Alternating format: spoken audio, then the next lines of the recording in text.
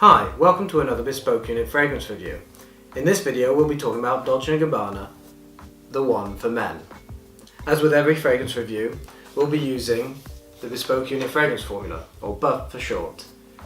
You can download the version used for Dolce Gabbana The One in the link below for the original review, or you can download a blank version to use at home to review your own fragrances or to compare notes with us.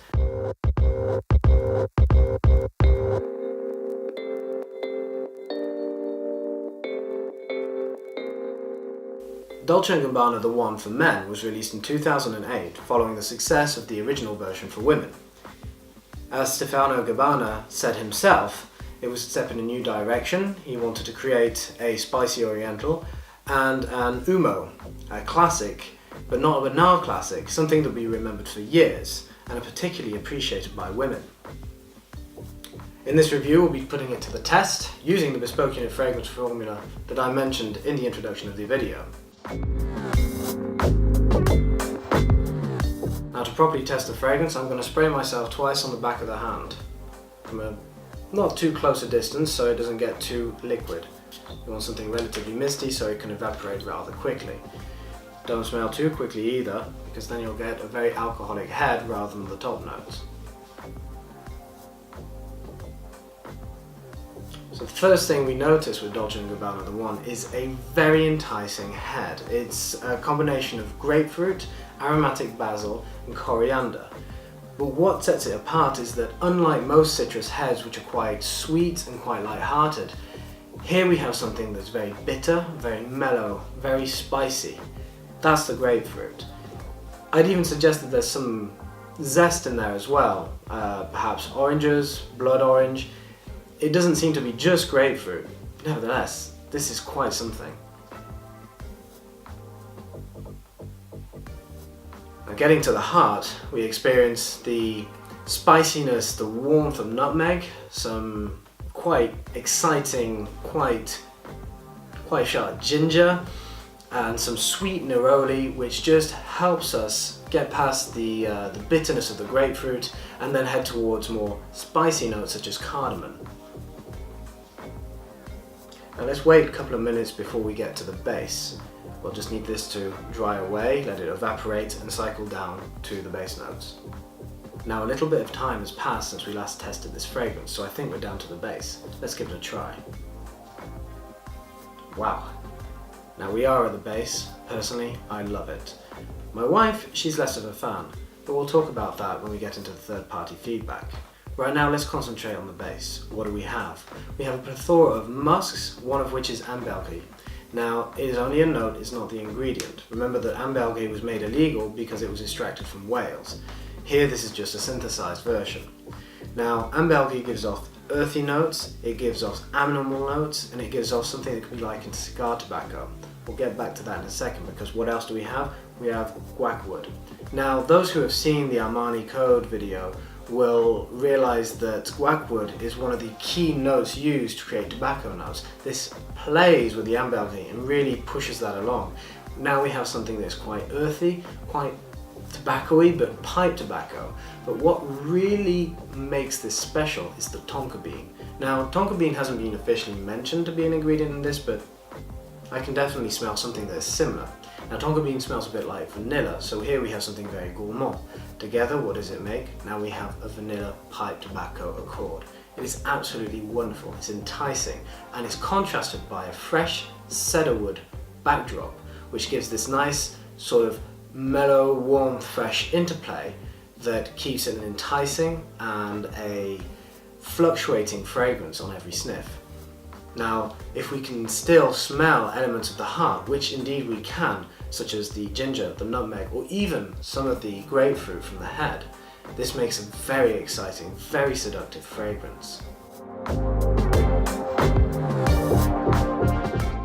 What season can you wear this in? Following everything I've said, I've been talking about a very seductive, very spicy, very mellow fragrance. Although there is the cedarwood freshness, this isn't something that you'd want to wear on a beach. And in spring, although it's passable, it doesn't really shine. There are aromatic notes which make it work, but they shine really during the autumn and winter, when things are getting cold in the evening, when things are getting dark. It's a wonderful fragrance. The resins, the wood, the oils, because this is a very thick fragrance, it's very heady, it makes it very opulent as well, and it's very, very enjoyable when things are getting cold. Just imagine wearing an overcoat, a thick scarf, and having this on your neck. You're going to be irresistible. The fragrance's weight and strength is an interesting one. Those who have seen the Armani Code review will remember my disappointment with its longevity. However, although this is a much more powerful fragrance, it is equally as short-lived. You can expect decent to good projection and sillage, meaning that there is a trail behind you when you walk, and it does project from the same distances to where you and I are sitting right now. However, for longevity, this isn't a fragrance that will last you throughout an entire day. However, this isn't necessarily a bad thing. Remember that this is a fragrance that's best reserved for the evening, as we'll discuss later in impressions in further detail. Therefore, you don't want something that will last throughout the night. You want something that will start to fade as things close down. Nevertheless, it is something of a shame that this fragrance doesn't last much longer, given that it is, after all, a very strong and oily fragrance. You'd expect it to really cling onto the skin.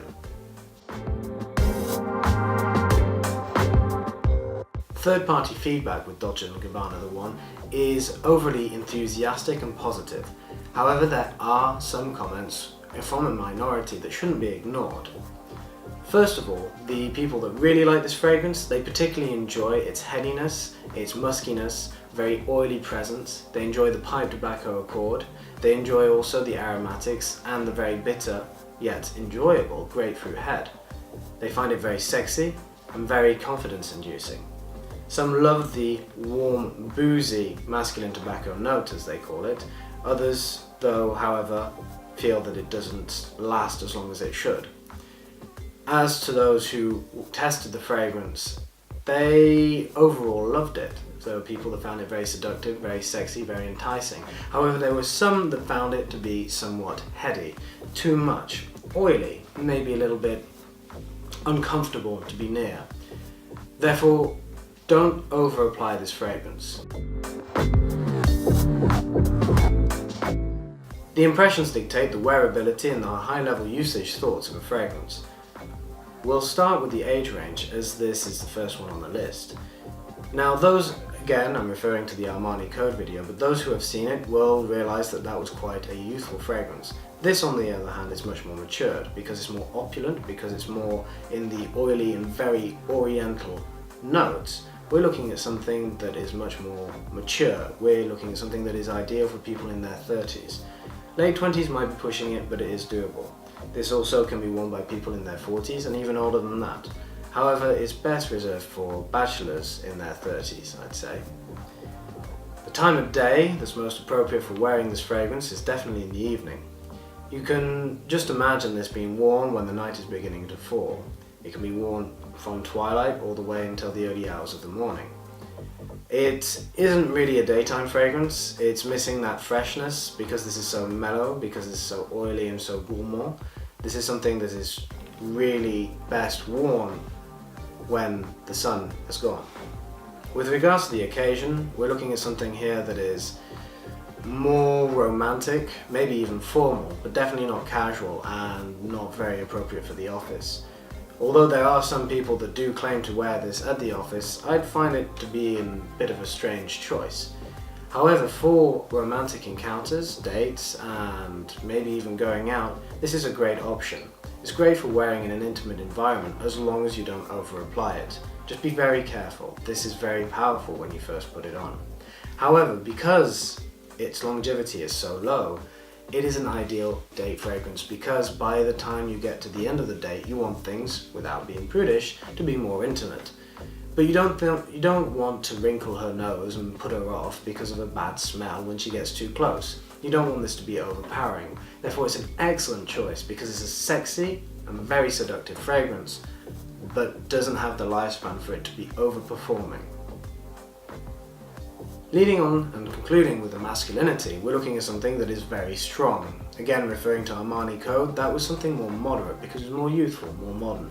This is very traditional in the sense of fragrances. This is very old school, very powerful, very 1970s, yet without becoming tacky or synthetic.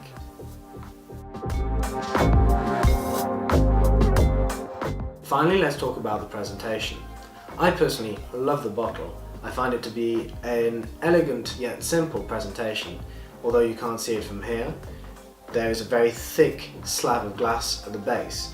This makes it almost impossible to knock over when you're using it. You also have these thick slabs of glass start to run and become thinner along the sides. A very nice big stopper, which is made out of plastic and metal with a wood effect, sticks on the top to hide the atomizer. And you have Dolce Gabbana The One simply written in a sans serif font down at the bottom. The atomizer is generally good, however, if you half press and you don't press very well, it tends to squirt like a water gun. So because it's quite heavy, and because the button is a bit finicky, you may want to make sure you've got a good firm hold before you use this. Finally, talking about the packaging. Now, unfortunately, the version I got didn't come with any packaging, but I have checked and it does look quite eye-catching. I've seen it in the store and held it in my hands. It's quite an appropriate packaging because it comes in a sort of caramel, gourmand brown colour, which brings out the association with coffee and chocolate and nutmeg and things that we can expect from The One. Finally, value for money is something that is quite attractive with Dolce & Gabbana The One. As the RRP is $65 for 100 milliliters, which is 3.4 ounces, it's quite delightful to hear that on notino.com, link below, you can find it for $44. Now on amazon.com, you can check this on the link below as well, it's a little bit more expensive at $48. However, even better is that you can find the eau de parfum. This is only the eau de toilette, but you can find the eau de parfum on Notino for, I think it was $48 for 100 milliliters. There's a link below for that as well. What's impressive is that because it's an eau de parfum, you'll get much more performance out of it, and theoretically you'll get better value for money. Given the price difference is so little compared to the eau de toilette, this sounds like quite a bargain.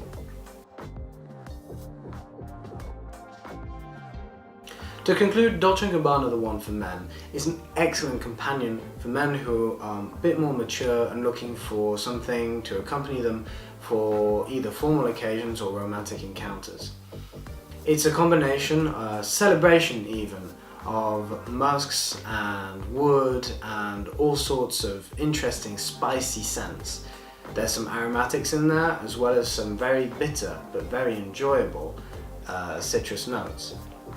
This is a fragrance that, although it doesn't perform very long, performs admirably when it does so. Its oiliness and its headiness, the opulent side of its base, and those pipe tobacco accords are something that to be cherished and celebrated by many men and women alike. My name's Charles Philippe, and that's all from me today. Be sure to like our video and comment, we'd love to hear from you. We'd love it if you could subscribe as well. If you enjoyed this video, there will be many others along the way. Finally, head to bespokeunit.com, link below, and feel free to read our full review, link below for that also. Until next time, take care.